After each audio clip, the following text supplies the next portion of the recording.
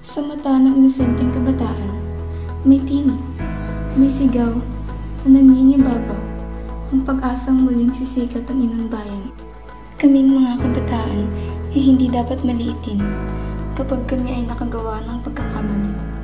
Dahil sa bawat pagkakamali na iyon ay may aral na aming pupulot. Mga aral na magpapabago at magbibigay pag-asa sa aming mga kabataan. Ang aming tinig ay para sa katarungan at katotohanan lamang. Ako, tayong mga kabataang Pilipino, ang ating tinig ay hindi pwedeng humina at mawala. Patuloy tayong mangangarap at sabay-sabay natin itong aabutin para sa ating magandang kinabukasan.